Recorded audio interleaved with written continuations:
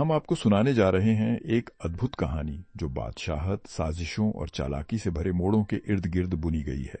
इस कहानी में 4 चोरों की टोली एक रहस्यमय अजनबी के साथ शाही खजाना लूटने निकलती है, लेकिन उन्हें नहीं पता कि उनका सरदार ही असल में बादशाह है। क्या होगा जब सच्चाई सामने आएगी? क्या बचेगी उनकी जान या बनेंगे हमेशा के लिए कैदी? नमस्कार दोस्तों, स्वागत है आपका एलसीबी स्टोरीज में, जहां हम आपके लिए लाते हैं दिलचस्प कहानियां जो आपके दिल को छू जाएं। बने रहिए हमारे साथ और देखते रहिए कैसे कहानी अपने रहस्यों को उजागर करती है। तो चलिए बिना किसी देरी के शुरू करते हैं इस कहानी का सफर। पुराने जमाने की बात है। सुल्तान वीरगति सिंह नाम के एक राजा को अपनी प्रजा से गहरा लगाव था। उन्हें यह जानने की आदत थी कि उनके राज्य में लोग चैन से हैं या नहीं। इसीलिए वे अक्सर रात के समय भेष बदलकर नगर की गलियों में घूमते थे, कभी एक फकीर बनकर, कभी साधारण व्यापारी के रूप में। एक ऐसी ही ठंडी सन्नाटे से भरी रात थी। चारों ओर गहरी नींद में डूबा हुआ शहर निस्तब्ध पड़ा था। लोग अपने घरों में चैन से सो रहे थे, पर सुल्तान वीरगति सिंह अकेले एक फटेहाल गरीब की वेशभूषा में नगर की गलियों की खामोशी को चीरते चल रहे थे। अचानक एक मोड़ पर उन्होंने 4 साए देखे जो धीमे धीमे कदमों से आगे बढ़ रहे थे। उनके चाल ढाल और कानों में फुसफुसाते लहजे से यह साफ था कि वे साधारण लोग नहीं बल्कि चोर थे। सुल्तान ने पास जाकर उन्हें टटोला। चोरों ने पहले डर के मारे रुक कर पूछा, तू कौन है रे? सुल्तान ने शांत भाव से जवाब दिया, मैं भी तुम्हारी ही तरह रात के अंधेरे का साथी हूं। चोर एक दूसरे की तरफ देखकर मुस्कुराए। उन्हें लगा कि यह भी कोई नया चोर है जो शायद पहली बार चोरी पर निकला है। उनमें से सबसे सयाने चोर ने कहा, अच्छा तो चल फिर हमारे साथ, बता किस जगह का इरादा है? सुल्तान ने आंखों में चमक भरते हुए कहा, अगर चोरी ही करनी है तो क्यों ना राजा का ही खजाना लूटें। शाही महल चलो, वहां की दौलत हमारी सारी उम्र के लिए काफी होगी। चोर एक पल को चौंक उठे, फिर आपस में हंसी रोकते हुए बोले, वाह क्या बात है, तू तो बड़ा बहादुर निकला। शाही महल में चोरी करने का सोचता है? अच्छा है, आज से तू हमारा सरदार और हम तेरे साथी। लेकिन काम आसान नहीं है भाई। शाही महल की दीवारें ऊंची हैं, पहरेदार खड़े हैं, वहां पहुंचना ही मौत को दावत देने जैसा है।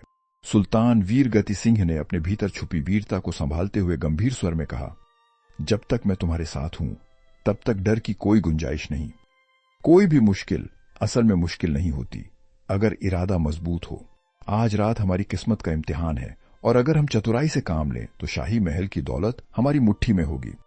लेकिन बिना योजना के हमला करना मूर्खता होगी। पहले यहीं बैठकर एक मजबूत योजना बनाते हैं। साथ ही हर कोई अपनी अपनी खासियत बताओ ताकि हम जान सकें कौन कब और कैसे काम आएगा। चारों चोर सुल्तान के आत्मविश्वास से इतने प्रभावित हुए कि बिना सवाल किए वहीं एक पुराने टूटे पुल के नीचे बैठ गए। चारों ओर सन्नाटा था। ठंडी हवा पतझड़ के पत्तों को हिला रही थी और ऊपर आसमान तारों से जगमगा रहा था।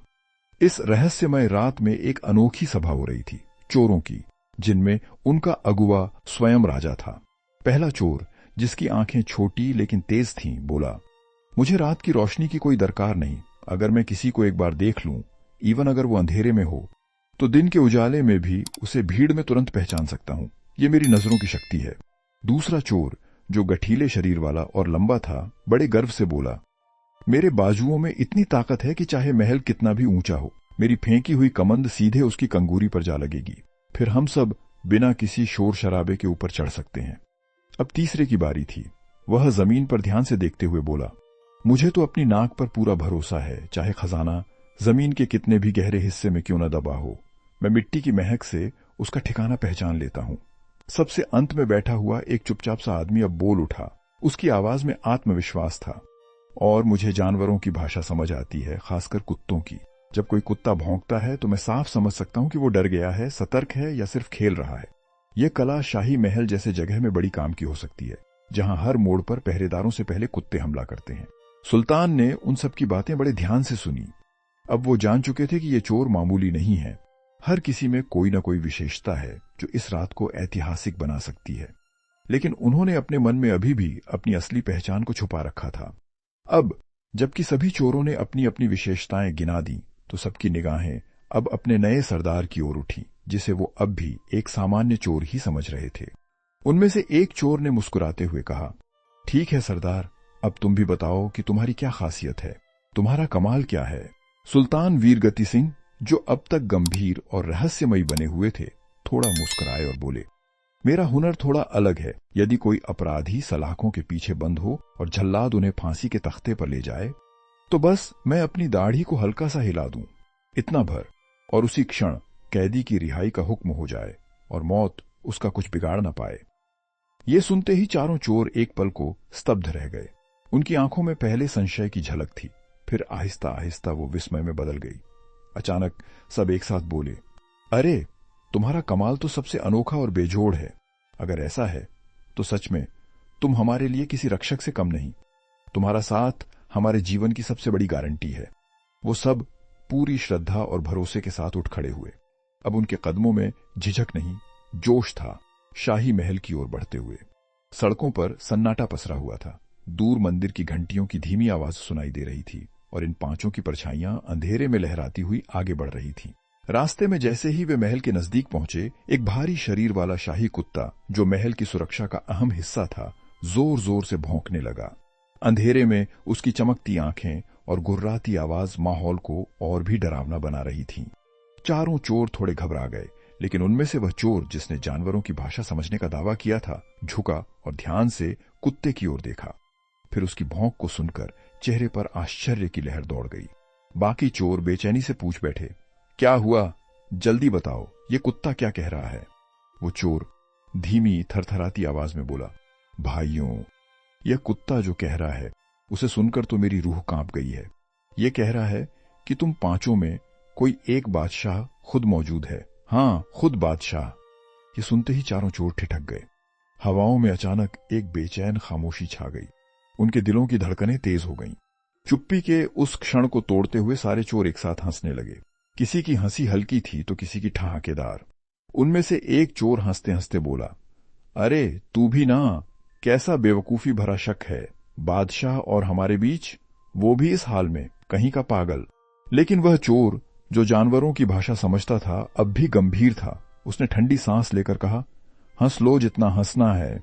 मुझे चाहे बेवकूफ कहो, पर मैं तो वही कह रहा हूं जो उस कुत्ते की जुबान से निकला है। वो बार बार यही कह रहा है, तुम पांचों में एक बादशाह मौजूद है। बाकी चोर अब भी उसकी बात को मजाकी समझ रहे थे।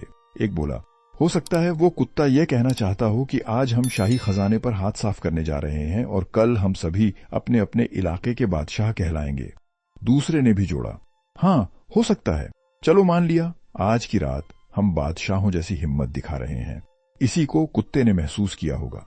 कुत्तों की भाषा जानने वाला चुपचाप रह गया, लेकिन उसके भीतर किसी अनजाने डर की लहर उठ रही थी। इस बीच वे सभी शाही महल के पास पहुंच गए। चारों ओर गहरा सन्नाटा पसरा था। महल की ऊंची दीवारें चांद की रोशनी में भयभीत करने वाली लग रही थीं। महल के प्रहरी कहीं भीतर सोए थे या शायद चौकसी कर रहे थे, पर अभी तक कोई हलचल नहीं थी। अब वो सब उस चोर की तरफ मुड़े जो कमंद फेंकने में माहिर था। उन्होंने कहा, चलो भाई, अब तुम्हारी बारी है, दिखाओ अपनी ताकत। वो चोर आगे बढ़ा, उसकी कमर पर बंधी कमंद निकाली और पूरे आत्मविश्वास से उसे महल की ऊंची कंगूरी की ओर फेंका। एक झटके में कमंद कंगूरी से जा अटकी। सभी ने उसकी कला की सराहना की और बारी बारी से उसी के सहारे दीवार चढ़ गए। अब जमीन की महक पहचानने वाले की बारी थी। सुल्तान ने इशारा किया, अब तुम्हारा कमाल काम आएगा। वो चोर झुका, मिट्टी को छूकर सूंघा और महल के भीतर कई जगहों पर जाकर अपनी नाक से जमीन की खुशबू पहचानने लगा। कुछ ही पलों में उसने सबको इशारा किया और फुसफुसाकर बताया, खजाना उस तहखाने में है, बहुत गहराई में छिपा है। उन सब ने बड़ी सावधानी से महल का सारा खजाना एकत्र किया। भारी थैलियां, सोने चांदी की मुद्राएं, कीमती पत्थर सब समेटे। फिर कमंद के जरिए एक एक करके बाहर निकल आए और अंधेरे में शहर से दूर एक वीरान टीले पर पहुंचकर सब बैठ गए। रात ठंडी हो चली थी और आसमान में चांद आधा ढलने को था। उन्होंने खजाने को सामने रखा, आंखें चमक उठीं, लेकिन तभी सुल्तान वीरगति सिंह ने गहरी आवाज में कहा, साथियों, अब जब तुम सबने मुझे अपना सरदार माना है तो मेरी एक बात माननी पड़ेगी। सबने उसकी तरफ देखा। सुल्तान बोला, यह खजाना अभी बांटना ठीक नहीं होगा।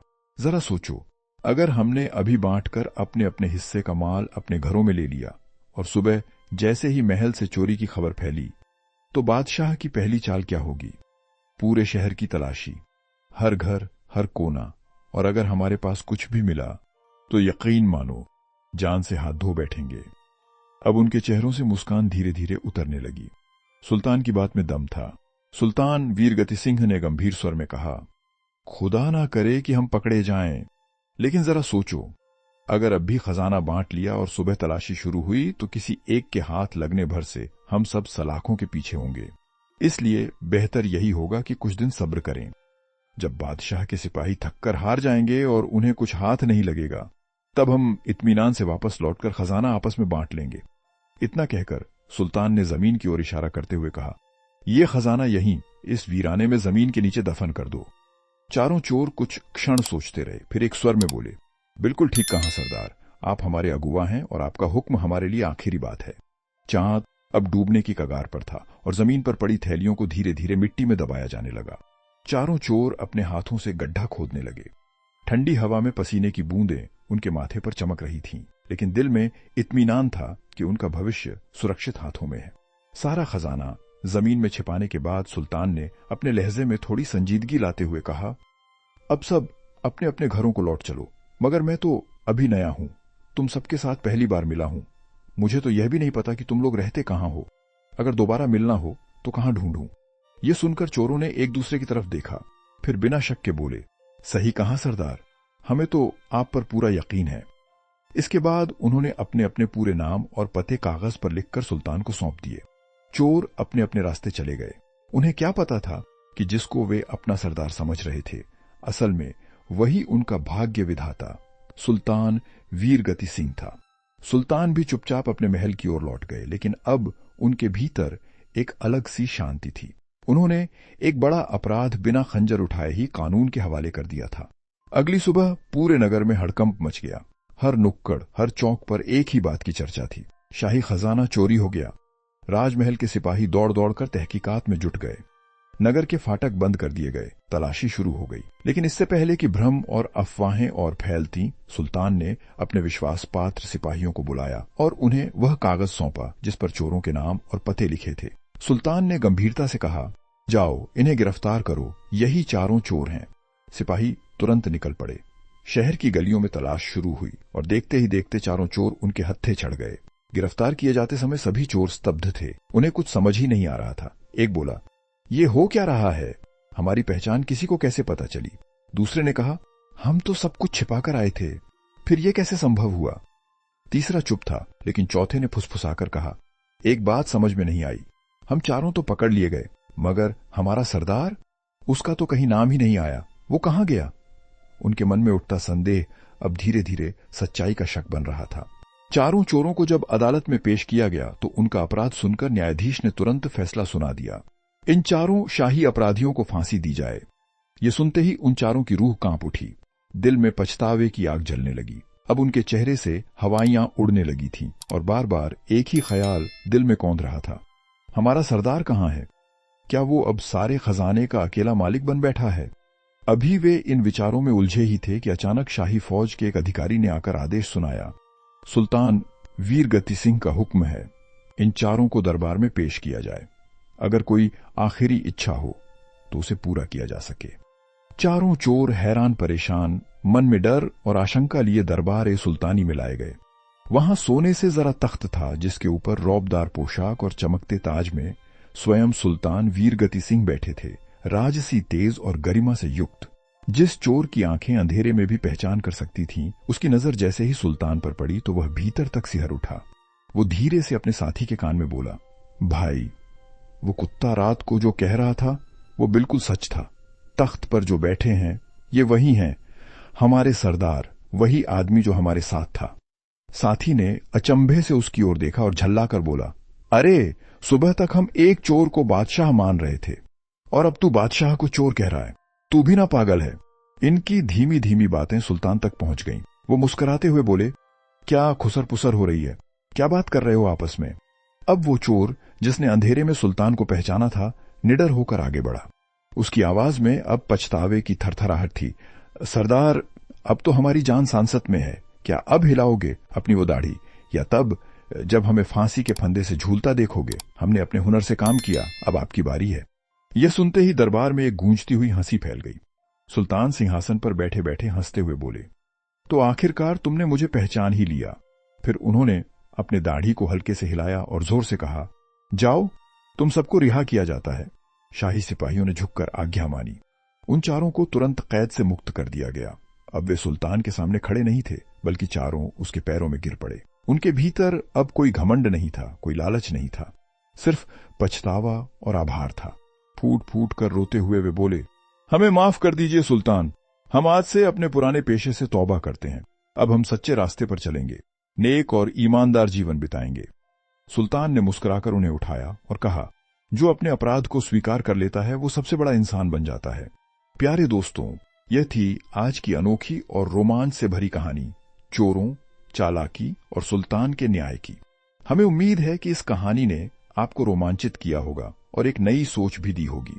अगर आपको यह कहानी पसंद आई हो तो कमेंट में अपनी राय जरूर साझा करें और इस वीडियो को अपने दोस्तों व परिवारजनों के साथ शेयर करें। साथ ही कृपया हमारे चैनल LCB स्टोरीज को सब्सक्राइब करें और बेल आइकन जरूर दबाएं, ताकि आपको हमारी हर नई कहानी की सूचना सबसे पहले मिले। और हाँ, एक बात जरूर बताइए, अगर आप सुल्तान की जगह होते तो क्या करते? अपनी राय कमेंट में लिखना न भूलें। मिलते हैं एक और दिलचस्प और हैरान कर देने वाली कहानी के साथ। तब तक अपना और अपनों का खूब ख्याल रखें और मुस्कुराते रहें। धन्यवाद।